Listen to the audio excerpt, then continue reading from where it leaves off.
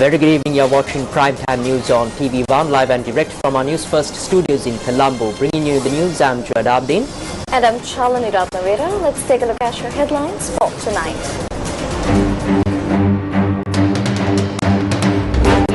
Transition Committee Chairman, Iran outlines short and long-term plan to revive Sri Lanka cricket. Suspended Finance Ministry official found dead amid Treasury cyber theft probe. Treasury Secretary appears before Committee on Public Finance. Global crude oil prices surge to record highs.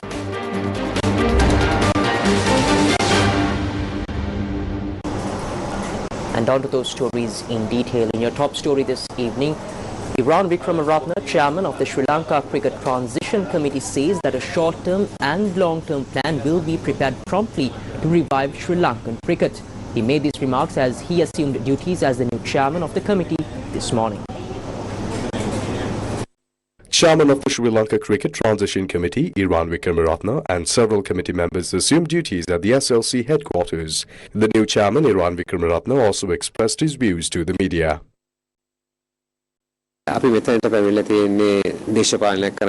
have not come here to engage in politics.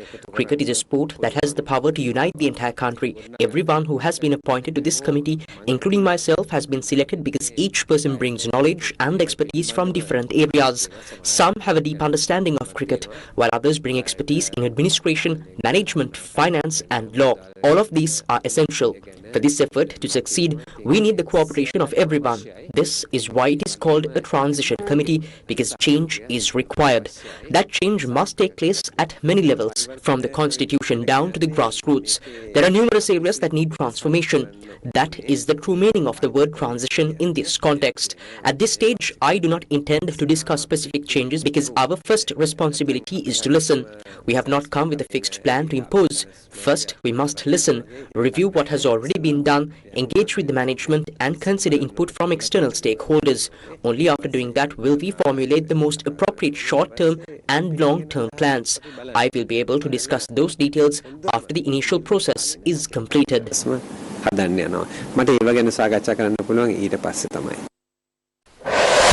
First with the people.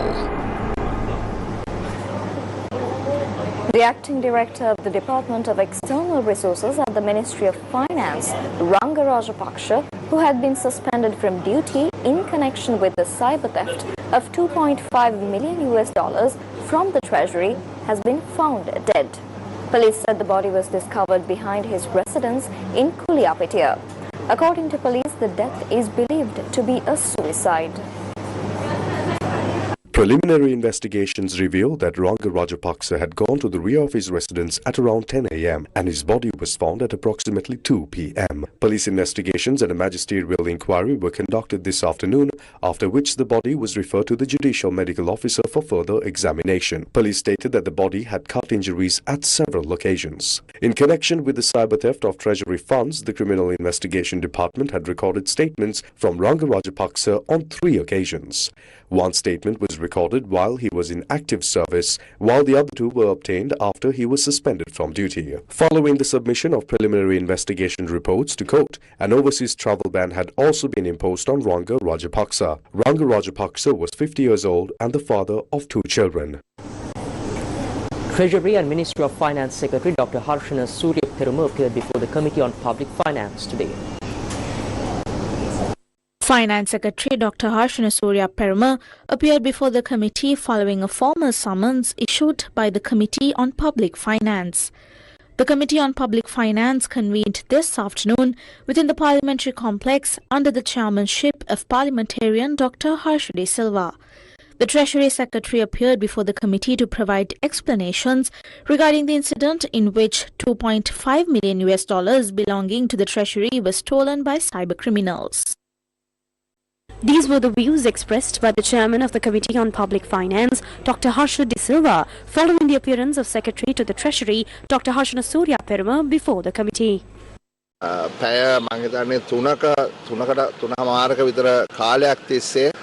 We had the discussion for nearly 3 to 3.5 hours, and it took place in a constructive and cordial manner. The key point that has emerged is that significant fraud has indeed occurred. As for identifying who is responsible, the CID is currently investigating the matter, and legal proceedings are underway. CID එක සහ ඒ අධිකරණ කටයුතු කරමින් පවතිනවා. Deputy Minister of Industry and Entrepreneurship Development Chaturanga Besingha commented on the summoning of the Secretary of the Ministry of Finance before the Committee on Public Finance. The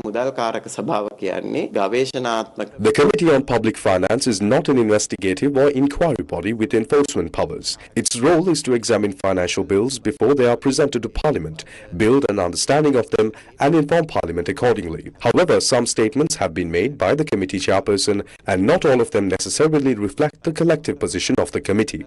As a committee, the agreed position was to seek clarification on the matter from the Treasury and obtain relevant details from the Secretary. Under these circumstances, the responsibility of the Committee on Public Finance should always be carried out collectively as a committee. This should not be turned into a political issue. An investigation has been launched into an attempt by Sugishwara Bandara, the former private secretary to Gotabaya Rajapaksa, to raid the residence of Finance Ministry Secretary Harshana Surya Peruma. Sugishwara Bandara and several others arrived at the residence of Finance Ministry Secretary Harshana Surya Peruma in Palavatta Battaramulla, stating that they intended to surround the house. Following the incident, area residents reportedly hurled human waste at the group.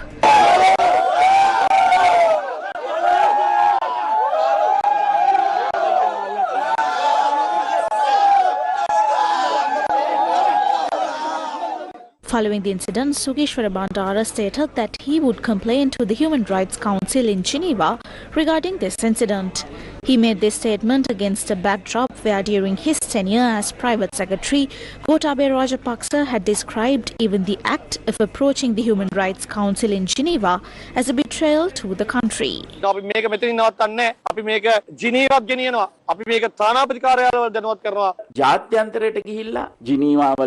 They co-sponsored a resolution in Geneva and destroyed the country's sovereignty and freedom. We withdrew from the co-sponsorship of the resolution in Geneva. Therefore, they are working against us, but we can face it. We are an independent country. We are capable of managing our own affairs. We were elected to power to put these fundamental matters back on the right track.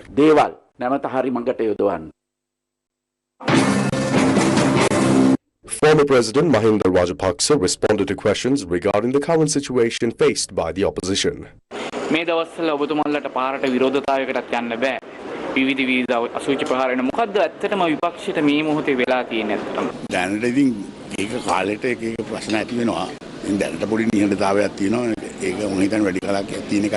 Mahinda Rajapaksa made these remarks while attending a ceremony held to open a business establishment belonging to Venerable Sri Samantha Bhadra Thera, along with the United National Party chairman Vajira Abewardhana. හෙටනිද්ද බලාපොරොත්තුෙන් ඉන්නකෝ මුළුමහත් ශ්‍රී ලාංකික මහ ජනතාව මහපාරට බහින දිනේ වැඩි දිනක නෙමෙයි. ඊටාම ළඟ දිනයකදී ශ්‍රී ලාංකික සමස්ත මහ ජනතාව මහපාරට බහිනවා. ඒක නවත්තන්න බෑ කාටවත්. රටේ හරි වැඩ කරපු මිනිස්සුන්ට මඩ ගහනවා. පච කියන උන් රජ කරනවා. බොරු කියන උන්ට තැන දෙනවා. ඒ නිසානේ අපිට කෙලවුනේ.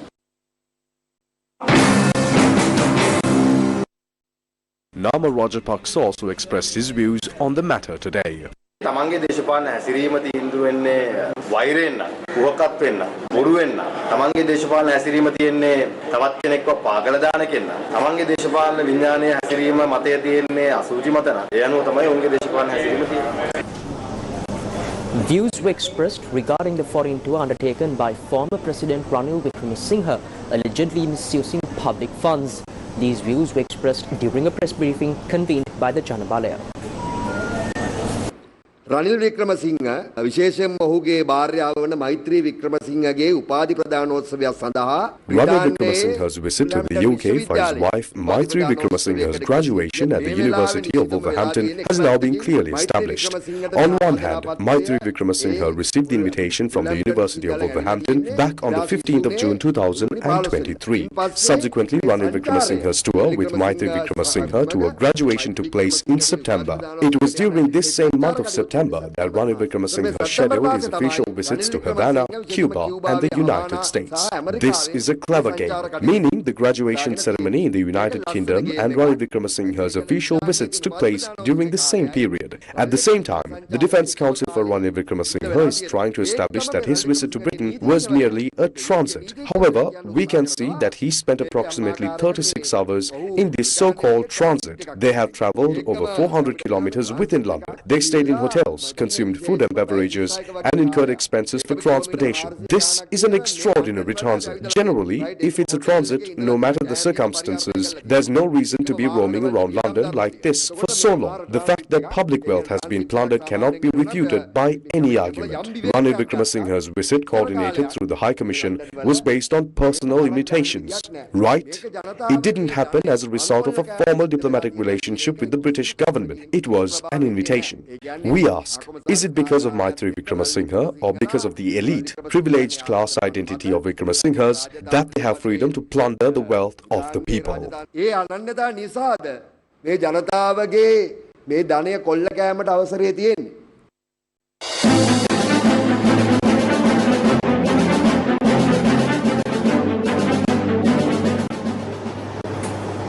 Iran's Supreme Leader Mojtaba Ali Khamenei says Iran will closely guard its nuclear and missile capabilities, an apparent rebuke to US President Trump's desire to dismantle them.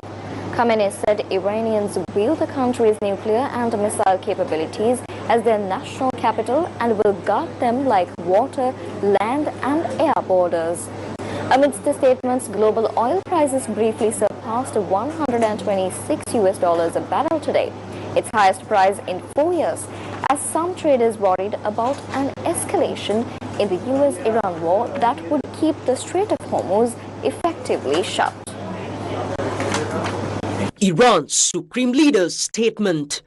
Iran's Supreme Leader said in a statement today that a new chapter has emerged in the Strait of Hormuz amid the US's shameful failure. The message was posted by Iran's government news service IRNA in a commemoration of National Persian Gulf Day, which celebrates the expulsion of Portuguese forces from the Strait of Hormuz in 1622. The Strait of Hormuz has aroused the greed of many devils in past centuries, Mojtaba Khamenei said, referencing historical events including the expulsion of Portuguese troops in 1622.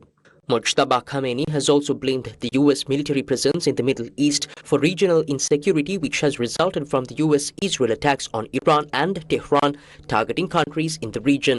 Iran's Supreme Leader said that it has been proven that the presence of American foreigners and their nesting in the lands of the Persian Gulf is the most important factor in insecurity in the region. He added America's puppet bases do not even have the strength and capacity to ensure their own security, let alone that there is any hope that America will provide security to its dependents and American-loving people in the region. Meanwhile, Iranian President Masoud Pezeshkian has blamed the US and Israel for the ongoing blockade in the Strait of Hormuz, again defending the decision to keep out hostile countries. In a message commemorating National Persian Gulf Day on state media, Pezeshkian said the waterway was a symbol of the great Iranian nation's resistance. Oil jumps to highest price since 2022. Oil prices continue to climb in early Asian trade today, with traders pricing in a prolonged disruption to Middle East supply flows as inventories continue to shrink. Brent crude for July delivery climbed to $113.09, up 2.65%, while West Texas Intermediate rose 2.28% to trade at $109.30. Notably, the expiring front-month Brent contract was trading at over $121, highlighting just how tight prompt supply has become in the region. The latest rally has come on the back of failed diplomatic efforts to reopen the Strait of Hormuz and a continuing US military buildup in the region. On Tuesday, President Trump met with oil industry leaders to discuss market stability and the possibility that the conflict would continue for months, a further signal to the oil market that there is no relief coming anytime soon. Pakistan opens up road trade routes into Iran amid Hormuz blockade. Pakistan has opened 6 overland transit routes for goods destined for Iran, formalizing a road corridor through its territory as thousands of containers remain stranded at Karachi port because of the US blockade of Iranian ports and ships trying to pass through the Strait of Hormuz. An order by the Ministry of Commerce allows goods originating from third countries to be transported through Pakistan and delivered to Iran by road. The announcement coincided with Iranian Foreign Minister Araghchi's visit to Islamabad for talks with Pakistan's Prime Minister and Army Chief Azim Munir, the latest in a series of diplomatic engagements as Pakistan seeks to mediate an end to the two-month war between Washington and Tehran. Israeli interception of the global Sumud flotilla.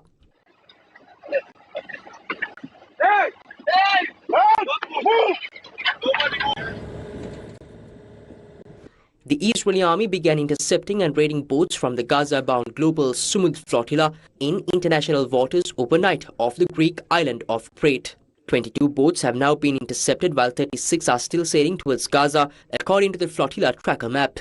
Israeli military forces used drones, communications jamming technology and armed raiding parties to stop the vessels. Francesca Albanese, the U.S. Special Rapporteur on Human Rights in the Palestinian territories, said the raids represented apartheid without borders. A spokesperson for the global Sumud flotilla has described Israel's operation as a straight-up attack on unarmed civilian boats in international waters. Politicians across Europe and the Middle East have denounced the raids as a violation of international law. President Trump's reaction to UAE exiting OPEC. US President Donald Trump has welcomed the United Arab Emirates' move to pull out of OPEC and said he thinks the move could help lower oil prices. United Arab Emirates, the UAE, they pulled out of OPEC. Yeah, what do you think about that? I think it's great. I think it's great. Look, I know him very well, Mohammed, and very smart. And he probably maybe wants to go his own way. That's a good thing. I think ultimately it's a good thing for getting the price of gas down, getting oil down, getting everything down. They have it all. He's a great leader, actually. So no, I'm okay. They're having some problems in OPEC.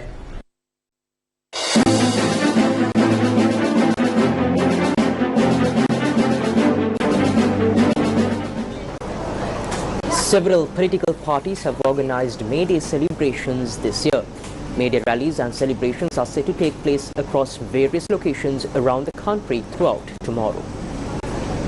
The National People's Power, as the ruling party of Sri Lanka, has organized 21 May Day rallies across the country this year. The main May Day rally, attended by the President, is scheduled to take place tomorrow afternoon in Nuwara.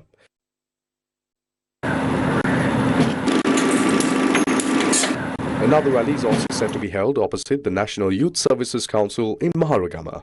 The Samagi Jana Balawegaya will hold its May Day rally at the PD Sirasa grounds in Maligavatta. Party leader Sajid Premadasa and his wife visited the venue this morning to inspect preparations.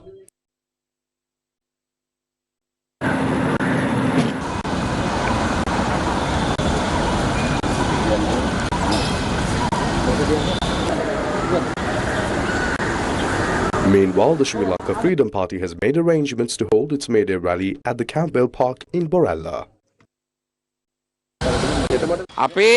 We expect a crowd between 10,000 to 15,000 to arrive at the Campbell Park premises, be it in a bus, van, lorry or any other mode of transport. Our supporters will definitely come tomorrow. In addition, the Frontline Socialist Party is set to hold its May Day rally at Hyde Park in Colombo. Gammadda, which remains committed to serving the needs of children at all times, handed over another completed project to students today. The latest initiative was implemented at Akaravita Mahavidyalaya in Salava, Kosgama. Located within the Sitavaka Divisional Secretariat of the Colombo district, Akaravita Mahavidyalaya is a school with limited facilities. Approximately 150 students are currently enrolled at the school, where classes are conducted up to grade 9. The school's library lacked adequate facilities, and the principal had formally conveyed these needs to Gammadda. Responding to this request, Gammadda, with the full support of the Navaloka College of Higher Studies, undertook the renovation of the school library and also took steps to improve the sanitation system at Akaravita Mahavidyalaya. All facilities developed under the project were officially handed over to the students today. The event was attended by MBC Chief Executive Officer Buddhi Vikramanayaka, Assistant General Manager of the Navaloka College of Higher Studies Dilini Gunatilaka, Director of Libraries and Aesthetic Education of the Homagam Education Zone, Kapila Maddegoda, several other government officials and Gammadda General Secretary Prasanna Korala, along with members of the Gammadda team. I kindly request your support in any way possible. From the government side, we are doing everything we can with the limited funds available. Always remember, building a library has the power to close a prison. When we hand back your renovated library, we hope you will repay us by making the best possible use of it. Dedicate even an hour or an hour and a half each day to your studies among your other work. Education is essential to becoming a well-rounded citizen. The ceremony was also addressed by the Chief Executive Officer of MPC Network, Buddhi Vikramanayaka. I want to give you a special message. We're not here to simply beautify buildings and leave. From today onwards, this library is in your hands. This is not just a room where books are stored. It is a treasure trove of knowledge. Research, including studies by UNESCO and other institutions, shows that reading can improve a child's learning ability by up to 20%. We have all heard that reading completes a person. But do we truly reflect that in our daily lives? No. So start reading. This place holds a wealth of knowledge. Principal of Akaravita Mahavidyalaya, D. Lalit Velikanda, also expressed his thoughts and shared his joy with the communities. In today's world, children are becoming increasingly addicted to mobile phones and drifting away from books. We see this clearly even when answering exam papers. Many students struggle with basic Sinhala writing, and their handwriting is poor. When it comes to language or speech competitions, they lack confidence and communication skills. The root cause of all this is our growing distance from reading. Through this library, we are introducing a structured program to actively encourage reading among students. It is only through such efforts that we can ensure a successful educational future for our children.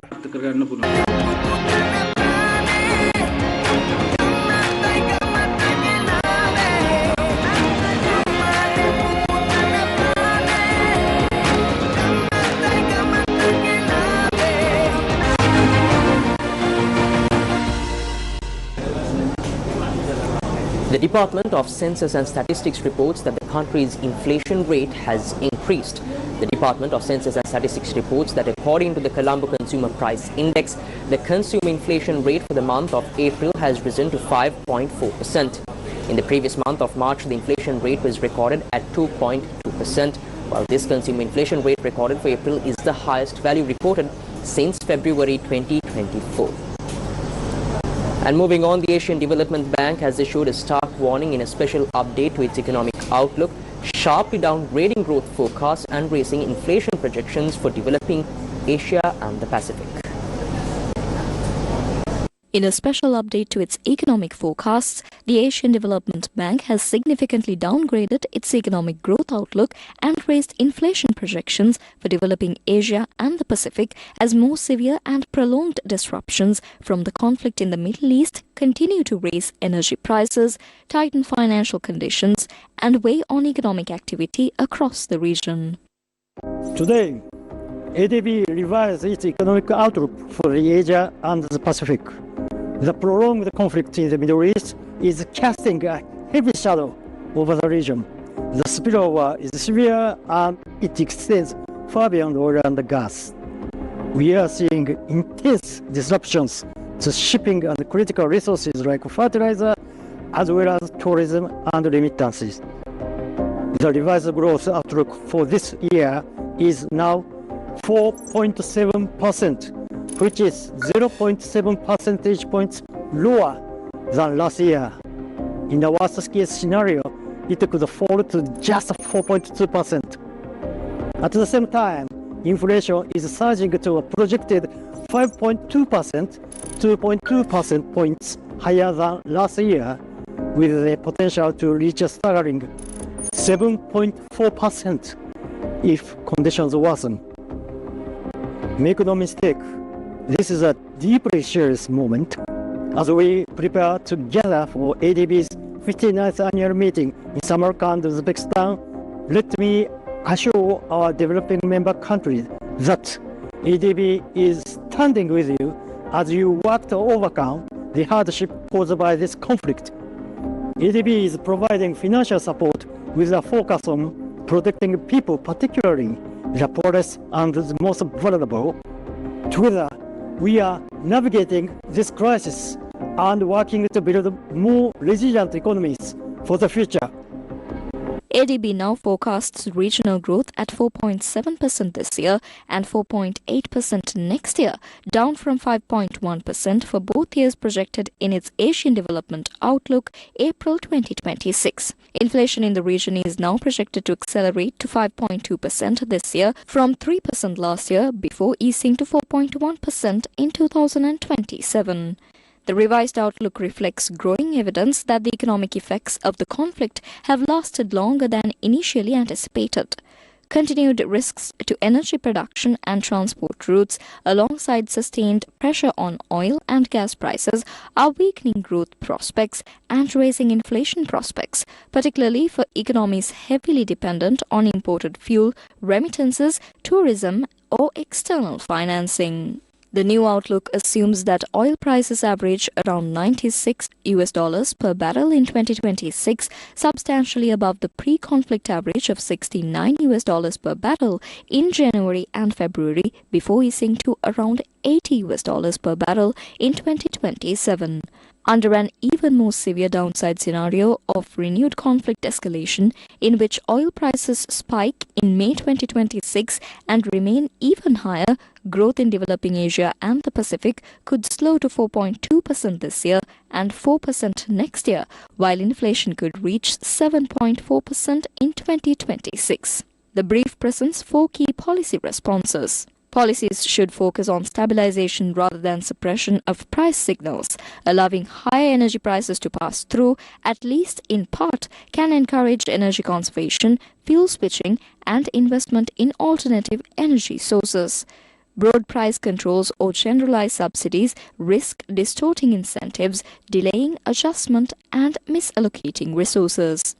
Fiscal support, where needed, should be targeted and time-bound. Priority should be given to supporting vulnerable households and the most affected industries.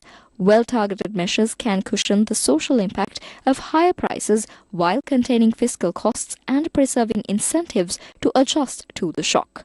Central banks should focus on limiting excessive market volatility while keeping a close watch on inflation expectations. The priority should be to provide targeted liquidity support to preserve orderly market functioning. Tightening policy too aggressively risks amplifying growth headwinds and exacerbating financial volatility. While some tightening may be warranted, anchoring inflation expectations with effective central bank communication will remain key. Governments should curb energy demand where feasible. Practical measures include temperature mandates to limit air conditioning, cuts to non-essential lighting, peak hour electricity saving campaigns, and work from home or staggered schedules. Incentivizing public transport use and car-free days in urban areas on public holidays can also help reduce transport fuel use. A media briefing to announce the 13th edition of Sancharaka Udava 2026, Sri Lanka's foremost travel and tourism exhibition, was held yesterday in Colombo. Sri Lanka's largest travel and tourism exhibition returns, connecting the nation's tourism industry under one roof. The 13th edition of Sancharaka Udava 2026, Sri Lanka's foremost travel and tourism exhibition, is scheduled for 15th and 16th of May 2026 with the participation of foreign-hosted buyers. Sancharaka Udava, organized by the Sri Lanka Association of Inbound Tour Operators in collaboration with the Sri Lanka Tourism Promotion Bureau as the main event partner, is Sri Lanka's only dedicated travel and tourism exhibition. This premier exhibition provides an exclusive platform for both B2B and B2C sectors, fostering engagement between industry stakeholders and pertinent government bodies. The 13th edition of Sancharaka Udava anticipates over 250 exhibitors and 300 plus stalls. The event will accommodate businesses of all sizes within the tourism sector. 300 stalls, which is the highest number ever since the inception of the exhibition. We aim to focus not only on established businesses, but also on small and medium enterprises, regional operators, and youth entrepreneurs who are vital to the growth and diversity of the tourism sector. This year's event will mark an important milestone with the participation of over 100 foreign buyers hosted by Sri Lanka Tourism Promotion Bureau. In addition, a wide range of trade visitors from local travel agencies, hotels, experienced curators, and destination management companies will attend the exhibition. This strong participation will create an exceptional platform for networking, collaboration, and business development. This edition of Sanchara Kudava promises to be the most dynamic yet with a rich and diverse lineup of events and activities, which includes the special general meeting of SLITO, a panel discussion focusing on destination marketing with the participation of an eminent international panel, B2B meetings between foreign hosted buyers and the local tourism industry, a workshop for the tourism authorities on destination management, a workshop for school students on MICE tourism, participation from provincial tourism bodies, including UA, North Central and Central Provinces, an education pavilion featuring leading institutions and universities such as Rajarata, UA Vellassa, Colombo, Sabragamuwa, Kalaniya, Sitham, University College of Jaffna, and the University of the Visual and Performing Arts. What we want is to be making it more international. We know that all the countries which are actually tourism destinations have their own tourism marts. If you think about India, we have OTM, Satay, and many other kind of things. Even Bangladesh has its own. So Sri Lanka required Sanchara Kudava to be jumped into that particular level. So what we try to do is that with the support, with the strength, with the glamour and the networking facilities of SLITO, as well as all other kind of stakeholder associations, we want it to be an international event itself. So now we are able to be getting 100 operators down, buyers down to Sri Lanka, which I think is a kind of a vital first step towards making it a kind of a bigger international event. As its motives and mission has been talking about, we want our innovative products and all those suppliers to be seeing the particular buyers in this occasion, because the fact is I think most of them won't be able to be traveled overseas to see the buyers. So they need to be like taken into the particular platform, they need to be nurtured one fine day until that they have been reaching into the international market on their own. So we need to have Sanchara Kudava being an incubator for the particular stakeholders, so micro and the small stakeholders to be taken into the tourism ecosystem. A highlight of this year's exhibition will be the partnership of several universities, including University College of Jaffna, University of UA Vellassa, University of Rajarata, University of the Visuals and Performing Arts, and University of Kalaniya as knowledge partners for the event, further strengthening the event's focus on youth participation and academic engagement.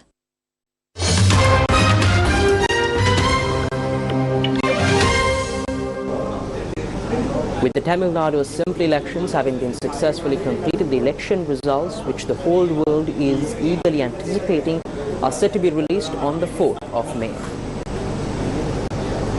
Why is this Tamil Nadu Assembly election so significant?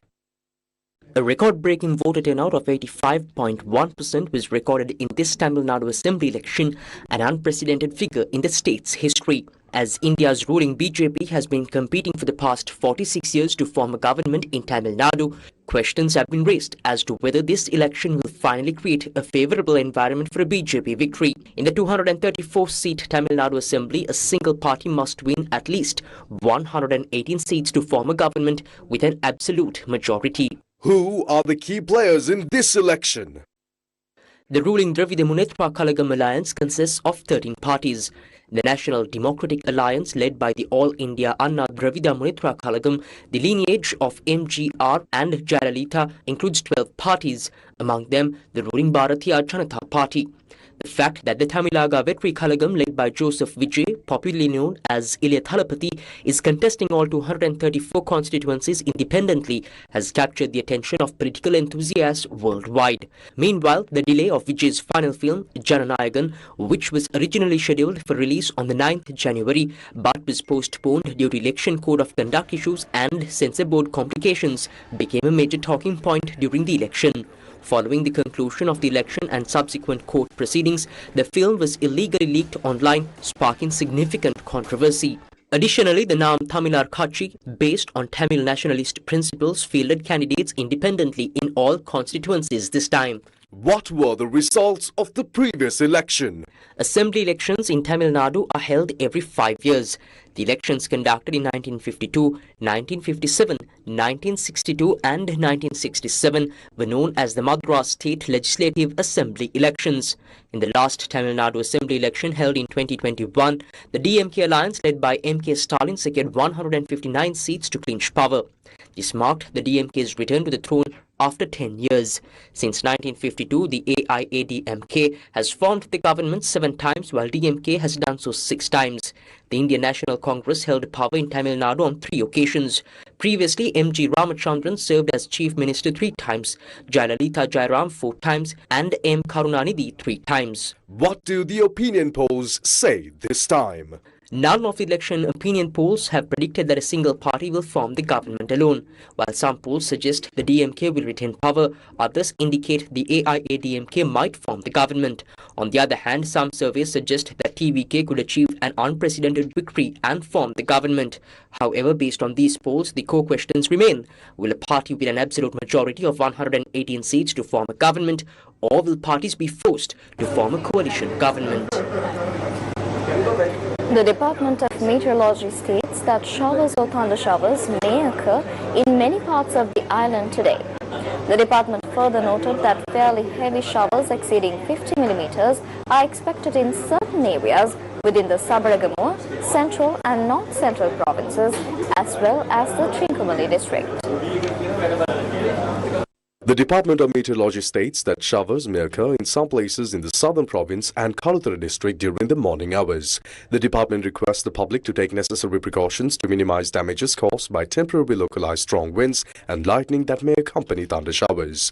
Due to the prevailing rainfall, 4 sluice gates of the Rajangani Reservoir have been opened.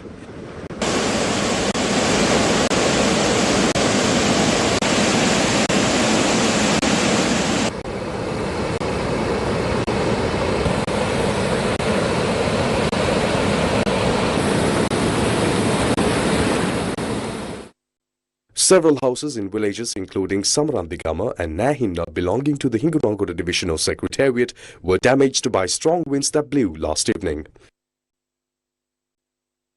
Additionally, a tree collapsed onto the Anuradhapura-Madavachia road due to strong winds accompanied by rain. Our correspondent stated that this had caused disruptions to the flow of traffic on that road.